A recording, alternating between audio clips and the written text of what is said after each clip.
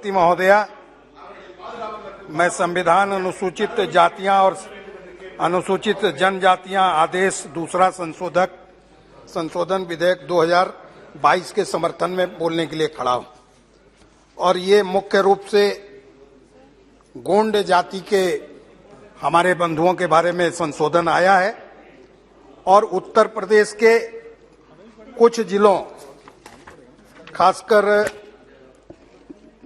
जो 1950 का अनुसूचित जातियों का आदेश है उसके 36वें क्रम पर गोंड को जो महाराजगंज, सिद्धार्थनगर, बस्ती, गोरखपुर, देवरिया, मऊ, आजमगढ़, जौनपुर, बलिया, गाजीपुर और बनारस, सोनभद्र जिलों को छोड़कर था, उसमें चंदौली, संत कबीर नगर, कुशीनगर और संत रविदास नगर को जोड़ा गया है। और साथ ही साथ गोंड के साथ अन्य जो प्रायवाची इसकी जातियां हैं, गोंड, धुरिया, नायक, ओझा, पत्थरी, राजगोंड, इनको उनके अतिरिक्त खास करके जोड़ा गया है। विशेष रूप से चंदौली में, संत रविदास नगर में, कुशीनगर में। तो ये बिल मुख्य रूप से काफी महत्व रखता है। और संत कबीर नगर में इस दृष्टि से कि इस समुदाय को जो अब तक मिलना चाहिए था अधिकार, वो नहीं मिला।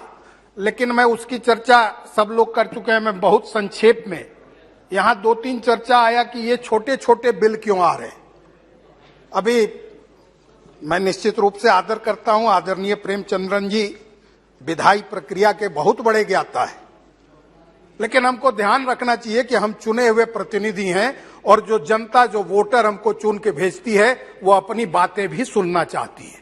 और आज जब हम गोंड पर खड़े हुए हैं बोलने के लिए, तो यह हिंदुस्तान का सबसे बड़ा आदिवासी समुदाय है। और आज भारत के सिनेमा घरों में जो फिल्म रिलीज हुई है, RRR, राइज, रोर और रिवोल्ट, जो नए कीर्तिमान गढ़ रही है, वो देश के इन्हीं गोंड नायकों पर हैं।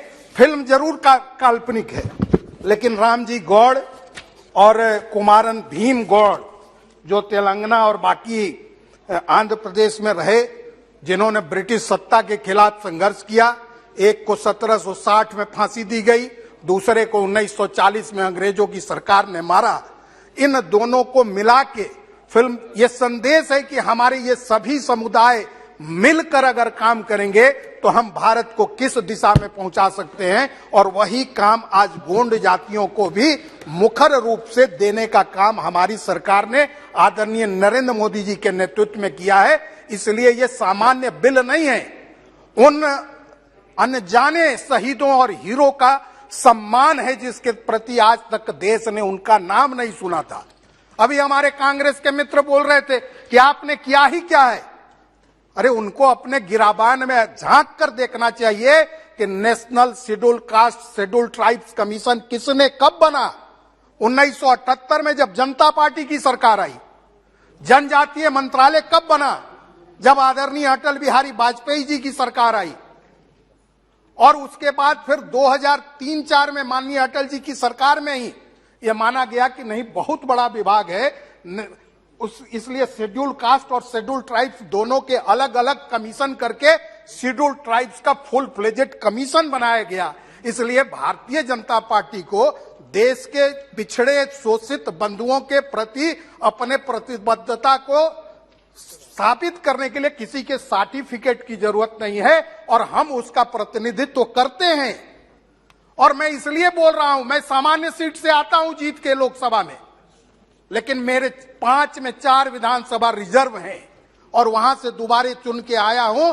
इसलिए मैं ये मानता हूं कि उस समुदाय ने हम लोगों पर विश्वास किया है और भरोसा किया है। इसलिए पहली बार के विजय से दूसरी विजय में तिगुने से ज्यादा का अंतर दिया है। इसलिए हम उसकी आवाज बनना चाहते हैं। और उनको आज तक आजादी के 70 साल बाद जो उनके इतिहास में नाम नहीं होना चाहिए, नाम नहीं था, वो नाम देने का हमने काम किया है, सम्मान देने का काम किया है। और अब 6 अप्रैल को भारतीय जनता पार्टी का स्थापना दिवस आना है। हम शुरू से कहते आए हैं, जब 2 थे तब भी हमने कहा है कि हम सर्वव्यापी, सर्वस्पर्शी, सर्वग्राही समाज और भारत बनाना चाहते हैं और उसी की अभिव्यक्ति है इसमें। आपने पूछा, 1 सेकंड में लेकर समाप्त करूंगा, इसी पार्लियामेंट के अंदर जब कंस्टिट्यूएंसी असेंबली की चर्चा हो रही थी संविधान सभा में, तब झारखंड के लेजेंडरी लीडर जयपाल सिंह मुंडा ने यह सवाल किया था आजादी के पूर्व कि क्या कोई कांग्रेसी बता सकता है कि उन्होंने कभी किसी सामान्य सीट से आदिवासी को खड़ा किया।